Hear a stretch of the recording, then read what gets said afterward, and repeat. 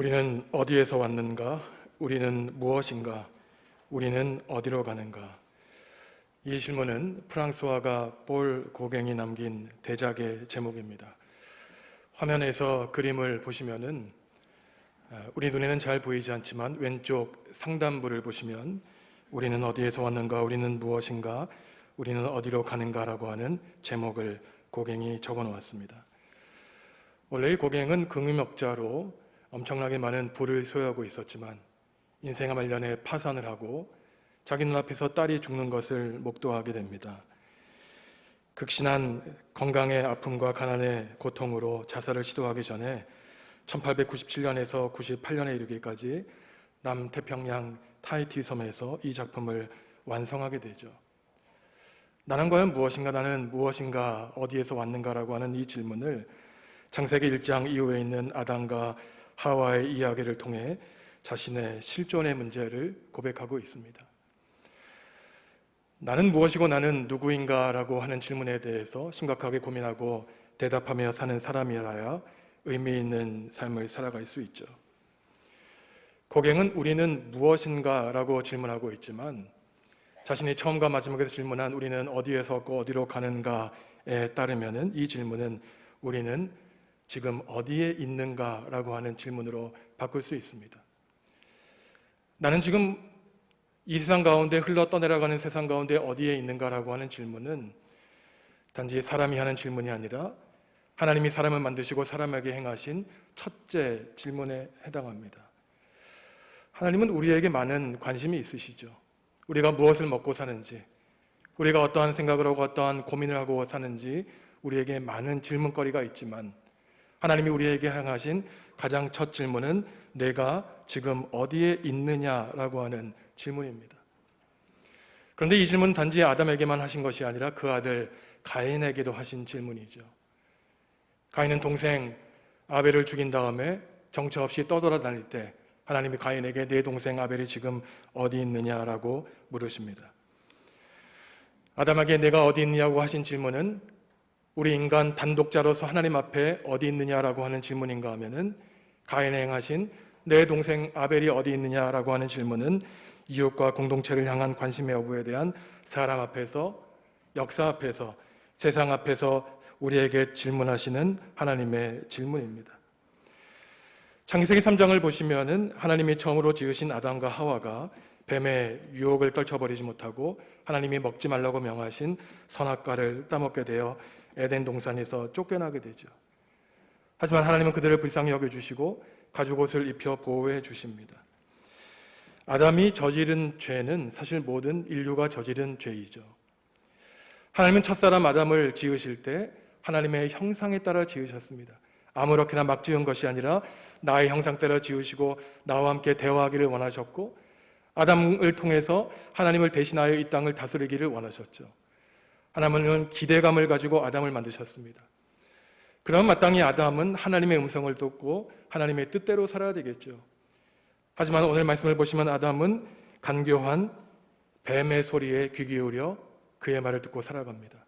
선악과를 따먹으면 하나님과 같이 될 것이고 하나님도 그걸 알고 계신다.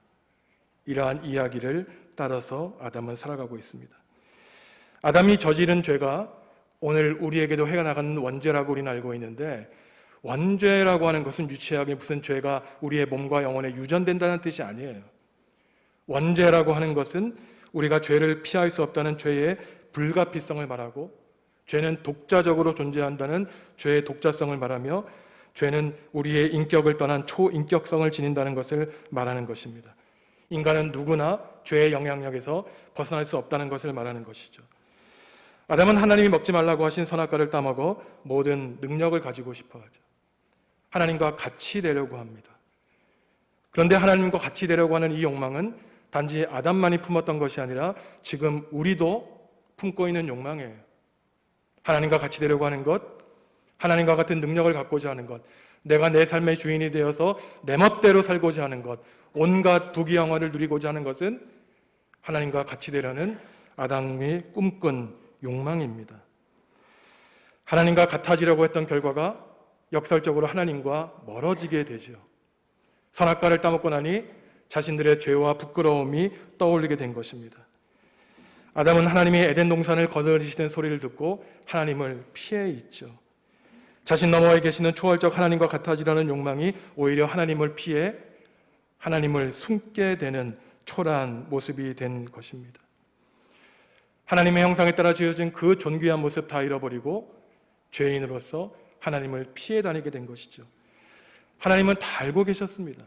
아담이 무슨 잘못을 했는지, 왜 지금 나를 도망쳐 있는지 다 알고 계셨지만 그에게 묻기를 원하셨어요.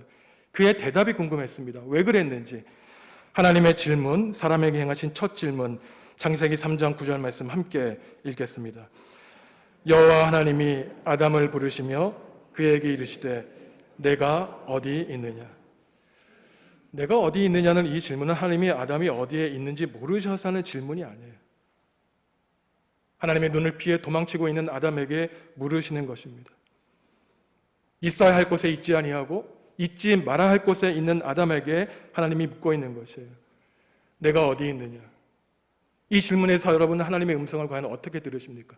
무섭게 호통치시는 하나님의 음성이 들리십니까? 아니면 떠돌아 방황하는 자식을 보시는 하나님의 안타까운 음성이 들리십니까? 하나님의 형상에 따라 지음보다 하나님을 닮아야 될 그 아담이 이제는 하나님을 피해 숨어다니는 존재가 된 것이에요. 너무나 그 관계가 멀어졌습니다. 왜 죄인이 되어 나를 떠나 살고 있냐고, 지금 어디에 있냐고 하나님이 물으시는 것입니다. 사람을 판단하는 여러 방법과 기준이 있지만 그 가운데 하나는 그 사람이 지금 어디에 있는가에 대한 것입니다. 여러분, 지난 한 주간의 삶을 되돌아보시면 어디에서 가장 많은 시간을 보내셨습니까? 일터에서 보내셨나요? 가정에서 보내셨나요? 과연 하나님과 공유하는 장소는 얼마나 여러분들이 가지셨습니까? 내가 어디 있느냐라고 하는 질문은 장소에 대한 질문이 아닙니다. 네가 어떠한 사람이냐라고 하는 질문이에요. 내가 있는 그곳이 바로 나를 규정하는 것입니다. 코로나 때문에 있어야 할 곳에 있지 않고 가정에서 있는 그 모습이 너무나 당연해지고 익숙해진 이 세태가 너무나 두려운 것입니다. 어디 있느냐? 하나님이 묻고 계시죠. 아담은 하나님이 두려워서 숨게 되었다고 대답합니다. 하나님의 염려하시 찬 그 질문이 이제는 신문이 되는 거예요. 아버지와 어머니와 아들의 관계에서 이제는 고소인과 피고소인의 관계로 전락하게 됩니다. 사랑의 관계에서 법적인 관계로 전락하게 되는 것이에요. 어디 있느냐라고 하는 그 안타까운 질문이 너는 이제 왜 먹었느냐라고 하는 신문이 되는 것이에요. 하나님이 아담에게 물으시죠. 먹지 말라고 한 선악과를 도대체 네가 왜 먹었느냐? 하나님은 다 알고 있었습니다. 그 마음속에 있는 교만함을 알고 계셨어요. 그러면 아담이 하나님 잘못했습니다. 제가 실수했습니다. 먹지 말아야 될 것을 너무 후회합니다. 이번만 용서해 주십시오. 있는 그대로 대답하면 됐겠죠. 근데 아담의 대답이 가관이에요. 하나님이 나에게 배필로 주신 그 아내가 나에게 그렇게 하라고 했습니다. 한 가정의 가장으로서 하나님 제가 잘못했습니다. 저를 처벌해 주십시오. 라고 대답하면 하나님이 불쌍히 여겨주셨을 것을, 아내 탓을 하고 있는 것이에요. 그리고 하와는 무엇이라고 대답합니까? 뱀에게 꾀임을 받아서 제가 그렇게 했습니다. 남편은 아내 탓을 하고 아내는 심지어 짐승 탓을 하고 있는 것이에요. 이처럼 비굴한 존재가 하나님을 떠난 존재의 모습인 것이죠. 있는 그대로, 사실 그대로, 하나님이 아시는 그대로 말씀하면 될 걸 거짓과 핑계로 일삼습니다. 잘못에 대해서 책임지지 않고 회피하는 존재가 되어버렸죠. 이러한 부모 밑에서 자란 자식이 어떻겠습니까? 시간이 흘러 두 아들 가인과 아벨이 제사를 드려요. 동생은 짐승으로, 형은 땅의 소산으로 제사를 드립니다. 그런데 우리가 그 원인을 알 수 없지만 하나님이 두 형제의 제물을 다 받으셨으면 좋았을 것을 동생 아벨의 제물만 받으셨어요. 구약학자들은 이 질문에 대해서 왜 하나님이 가벨의 제물을 안 받으셨을까? 아마도 두 질의 차이가 있었지 않았을까? 제물의 질에 차이가 있지 않았을까? 농경 문화와 유목 문화의 갈등이 있지 않았을까? 그 사람의 믿음의 문제가 있지 않았을까? 많은 이유를 들어 설명하지만 성경에는 하나님이 왜 가인의 제물을 받지 않으셨는지 분명한 이유는 나오지 않습니다. 하지만 오늘 우리가 읽은 성경을 보시면은 분명하게 성경이 말하고 있는 것은 하나님은 아벨과 그의 제물은 받으셨지만 가인과 그의 제물은 받지 않으셨다고 분명하게 말씀하고 있습니다. 창세기 4장 4절과 5절 말씀 함께 읽습니다. 아벨은 자기도 양의 첫 새끼와 그 기름으로 드렸더니 여호와께서 아벨과 그의 제물은 받으셨으나 가인과 그의 제물은 받지 아니하신지라. 가인이 몹시 분하여 안색이 변하니. 여기서 우리가 알 수 있는 것은 하나님은 단지 제물만을 받으시는 것이 아니라 그 제물을 드리는 사람을 받으신다는 거예요. 예배하는 사람과 그의 인격을 받으신다는 것입니다. 가인과 가인의 제물은 받지 않으신 것을 보면은 아마도 가인에게 무슨 문제가 있었던 것으로 보여요. 가인이 하나님께 제물을 드렸지만 그 아까운 제물을 하나님이 받지 않으셨다는 걸 알았을 때 하나님 저에게 무슨 문제가 있었습니까? 용서해 주십시오. 다음에는 잘하겠습니다 라고 하면 됐겠죠. 그런데 오늘 말씀을 보시면은 분이 치밀어 올라서 안색이 변하여 하나님을 불쾌하게 하고 있습니다. 가인은 동생만 하나님께 인정받았다는 생각에 질투심을 이겨내지 못하죠. 하나님께 사랑을 독차지하고 싶어 합니다. 그래서 경쟁자인 동생 아벨을 제거하는 데까지 이르죠. 이것은 오늘날 신자유주의 세상에서 무한 경쟁하는 사람의 모습과 다를 바가 없습니다. 가정에서 여러 자식들은 부모에게 사랑받으려고 하고, 직장에서 부하 직원들은 상관에게 인정받으려고 하고, 학교에서 학생들은 선생님에게 사랑받으려고 하죠. 살아남기 위해서이고 성공하기 위해서입니다. 물론 정당하게 노력하고 성실함으로 인정받는 것은 아무 문제가 안 되죠. 하지만 인정받고 선택받는 것에 온 관심과 욕구가 지나쳐 상관의 사랑을 독차지하려고 하면 또 집착할 때 문제가 생깁니다. 내 사랑과 내 관심에만 마음을 쏟아서 내 마음대로 되지 않으면 경쟁자를 비난하기 시작하죠. 모함에도 내 뜻이 이루어지지 않으면 경쟁자를 제거하려고 합니다. 가인은 하나님께 사랑받으려고 하는 그 독차지하려고 하는 마음에 인정을 받은 아벨을 죽이고 있죠.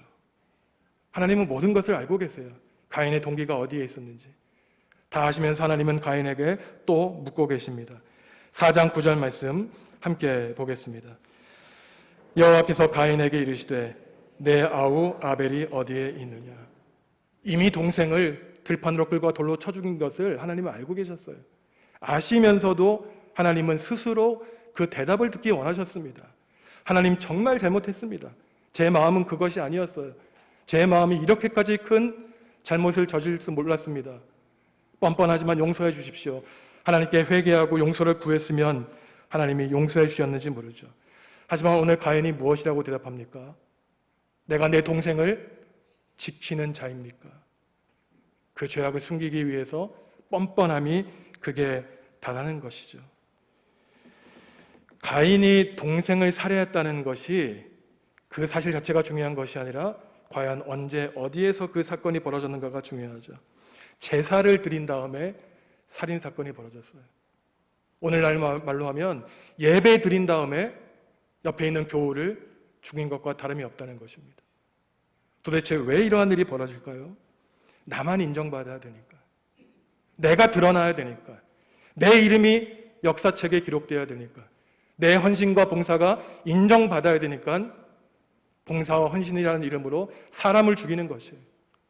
단지 정말로 목숨을 죽이는 것만이 살인이 아니죠. 예수님이 그랬지 않습니까? 마음으로 형제자매를 미워하는 것이 살인 행위라고 했어요. 봉사와 헌신이 순수하게 봉사와 헌신으로 끝나야 되죠. 사람에게 인정받으려고 하니 그 봉사와 그 고결한 헌신이 아주 천박하게 변질되는 것입니다. 사람에게 인정받으려고 하니 그 봉사와 헌신 때문에 공동체가 시끄러워지는 것이에요. 심지어 하나님께마저도 인정받으려고 하는 봉사와 헌신은 거짓된 것입니다. 가인의 문제가 하나님께 인정받으려는 것이었죠. 인정은 하나님만이 알아서 하실 것이죠. 내가 하나님께 드린다고 해서 하나님이 그대로 받아주신가? 하나님은 우리의 협상의 대상이 아닌 것입니다. 하나님은 우리의 주인이세요. 모든 주권은 하나님께 있고 그 결과는 하나님이 다 알아서 하시는 것입니다.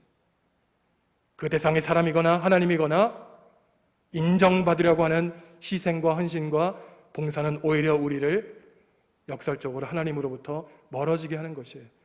봉사하고 헌신하면서 내 기분이 나빠질 때 안색이 바뀌며 하나님께 고개를 쳐들며 대드는 가인이 되는 것입니다. 공동체의 공생관계가 사라지고 적대관계만 남게 되니 이제는 내와 내 이웃이 협력자가 아니라 원수가 되는 거예요. 저 사람을 의심해야 되고 내가 가면을 써야 되고 내가 저 사람의 공격으로부터 나를 보호해야 됩니다. 하나님과의 관계가 깨지고 사람과의 관계가 깨어지니 자기 자신을 보호할 울타리가 필요하게 된 것이죠.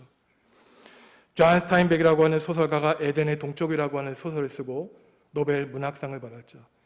제임스 딘이라고 하는 젊은 그 영화 배우가 주연을 한 영화가 에덴의 동쪽입니다. 이 에덴의 동쪽이라고 하는 영화와 이 소설은 아담과 하와, 가인과 아벨이 에덴 동산 안에서 쫓겨난 이후에 에덴의 동쪽에서 벌어지고 있는 인간의 죄악된 현실을 고발하고 있는 것입니다. 가인이 에덴 동산에서 쫓겨나고 유리방황하게 되자 무엇을 했을까요? 사실 하나님과 교제하면 아무 걱정이 없습니다. 하나님이 주신 에덴 동산 텃밭에서 땀을 흘려 노동하며 먹을 소산을 먹고 살았으면 됐죠. 하지만 하나님을 피해 사람들을 피해 도망하다 보니 이제 자기의 성을 쌓아야 돼요. 울타리를 높이 쌓아야 됩니다. 창세기 4장 이하를 보시면 성을 쌓고 가축을 치며 음악을 연주하고 여러 기구를 만들게 돼요. 자기 자신을 스스로 보호하기 위한 것입니다. 오늘날 인간의 물질 문명이 인간에게 많은 편리함과 혜택을 주었지만 우리가 눈으로 볼 수 있듯이 수마나 못 쉬게 된 이유도 바로 인간이 스스로를 살리기 위한 그 문명에서 비롯된 것이죠. 창세기 1장에서 11장을 원역사라고 합니다. 인간의 실제 역사의 원형이 된 것으로 오늘날 역사의 원리가 그 안에 있다는 것이에요. 하나님을 믿지 않고 성경을 제대로 읽지 못하는 사람은 무슨 아담과 하와, 가인과 아벨과 같은 이야기가 있었겠는가 하지만 이 심오한 뜻을 알기가 어렵습니다. 표에서 보실 수 있듯이 인간 역사의 흐름이 그대로 나와 있는 것이에요. 인간이 하는 일은 죄를 짓고 그러면 하나님께 벌을 받지만 사랑과 은총에 풍부하신 하나님이 우리를 용서해 주신다는 거예요. 아담과 하와는 선악과를 따먹어서 벌거벗었지만 하나님이 가죽옷을 입혀서 우리를 보호해 주셨습니다.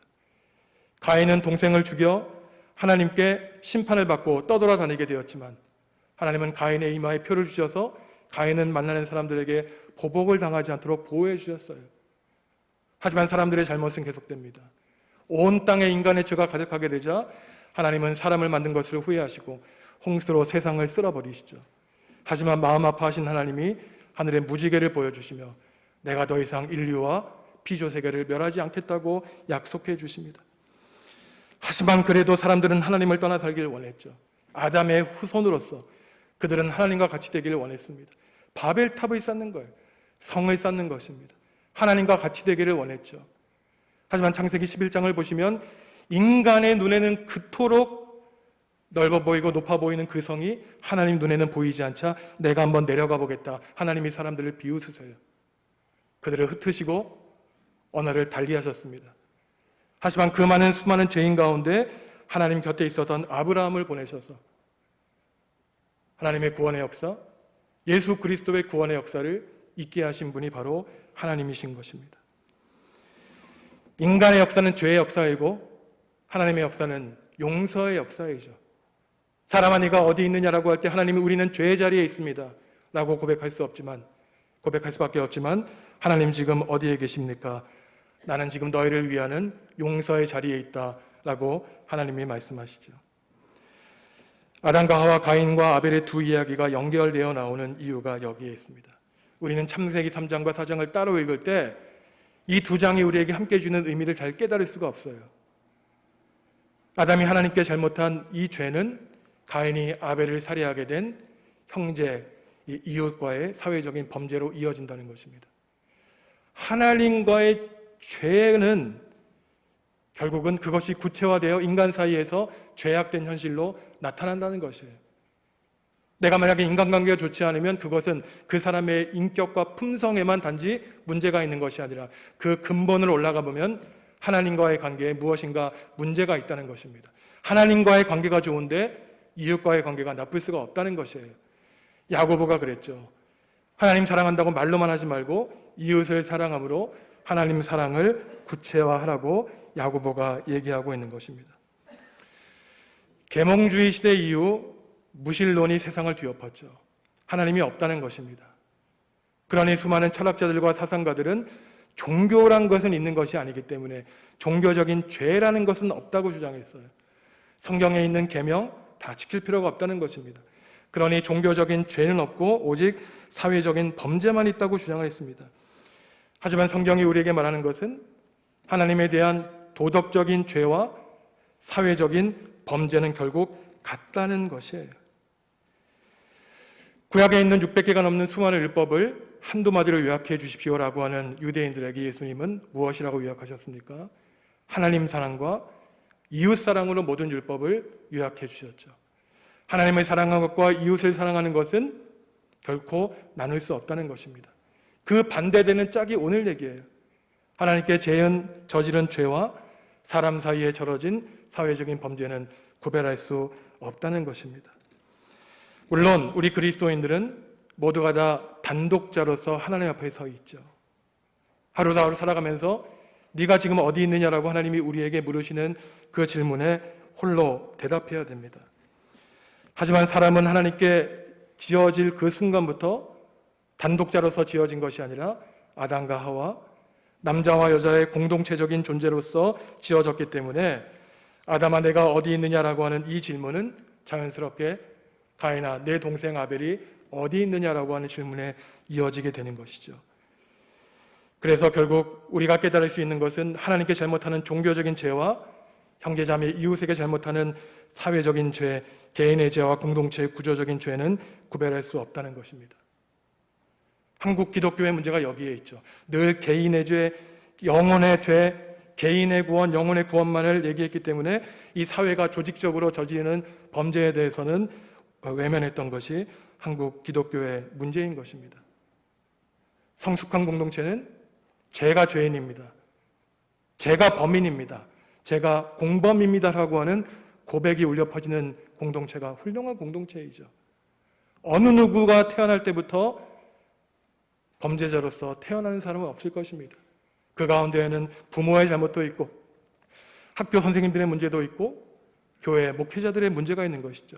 우리는 다 공범인 것입니다. 개인의 잘못, 개인의 영성의 잘못만을 추구하기 때문에 오늘 코로나와 같은 이러한 피조 세계의 잘못에 대해서 제대로 대응하지 못하는 것이죠. 도대체 코로나라고 하는 이 사태가 누구 개인의 잘못 때문에 벌어진 것입니까? 우리 모두의 잘못과 오만 때문에 스스로 자초한 것이죠. 하나님을 떠나 숨어있는 아담에게 내가 어디 있느냐? 하나님이 질문하셨습니다. 혼자만 잘 먹고 잘 살려고자 동생을 죽인 가인에게 가인아 내 동생 아벨이 어디 있느냐? 하나님이 물으셨죠. 하지만 이것은 창세기에 나오는 첫사람에게만 한 질문이 아닙니다. 지금 우리에게 행하시는 질문이에요. 정처 없이 흘러 떠내려가는 여러분의 인생사 중에 여러분 지금 어디에 계십니까? 눈물 짓고 한숨 쉬고 있는 여러분의 형제자매, 교우들은 과연 어디에 있는지 관심 가져보신 적 있습니까? 어디에 있느냐라고 하는 이러한 하나님의 질문은 왜 먹었느냐라고 하는 하나님의 신문으로 변질되죠. 죄를 지었기에 하나님은 벌을 내리실 수밖에 없으셨습니다. 하지만 하나님의 마음속에는 심판하실 수밖에 없는 하나님과 그래도 내가 만든 피조물이니 내가 용서하고 사랑해야 된다는 그 하나님이 갈등하셔서 또다시 죄인을 용서하시고 기다리시며 하나님의 존귀한 형상에 따라 지음받은 그 모습을 회복하기를 하나님은 지금도 기다리고 계신 것입니다. 내가 아픈 것, 내가 변질된 것, 내가 하나님을 떠나 사는 이 모습은 정상적인 모습이 아니라는 것이죠. 여러분은 지금 어디에 계십니까? 여러분의 형제자매, 교우들, 이웃들은 과연 지금 어디에 있는지 생각해 보신 적이 있습니까? 나 자신과 교회 공동체를 살리는 길은 지금 어디 있느냐고 물으시는 하나님의 질문, 너의 동생, 너의 형제 자매가 어디 있느냐고 하는 이 하나님의 질문을 심각하게 받아들이는 데 있습니다. 준엄하게 질문하시는 하나님의 이 질문 앞에 우리는 진솔하게 하나님께 대답을 해야 되죠. 하나님, 제가 비록 하나님을 피해 죄 가운데 살았지만 용서해 주십시오.